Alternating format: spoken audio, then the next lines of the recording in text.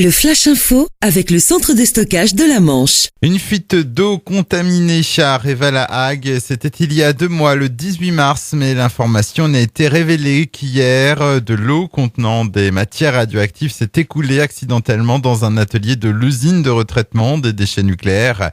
Le liquide provenant d'un circuit de refroidissement s'est ensuite dirigé vers l'intérieur d'un équipement mécanique confiné et implanté en zone d'intervention. La direction a aussitôt enclenché son dispositif de surveillance et prévenu l'autorité de sûreté nucléaire, l'ASN, qui a classé l'incident au niveau 1 sur une échelle qui en compte 7. Sur la route, un accident impliquant un seul véhicule s'est produit hier en fin de journée. Une voiture est allée percuter le muret du pont de Gourfaleur à Baudre, près de Saint-Lô. Dans le choc, 3 jeunes femmes ont été légèrement blessées et transportées au centre hospitalier. On ignore encore les circonstances de l'accident. Une enquête ouverte à Torigny-sur-Vire après la disparition de plusieurs chats dont certains ont été retrouvés morts empoisonnés. La dernière macabre découverte date de vendredi dernier au niveau de la rue de la Victoire. La gendarmerie qui procède dorénavant à une surveillance accrue du quartier.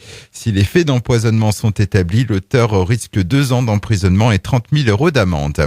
La Banque alimentaire de la Manche recherche des bénévoles. Actuellement, ils sont une trentaine au centre de Saint-Lô, ce qui n'est pas suffisant, déplore le président de l'association qui tire la sonnette d'alarme.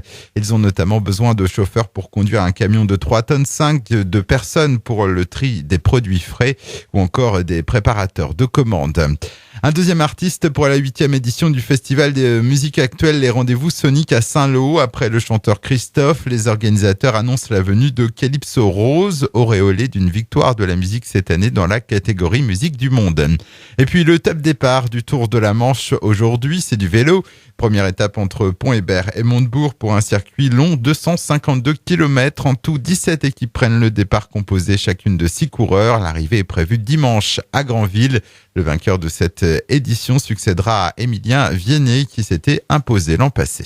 Le Flash Info vous a été présenté par Landra, centre de stockage de la Manche à Digulleville. Pour en savoir plus et visiter notre centre, 0810 120 172, coup d'un appel local.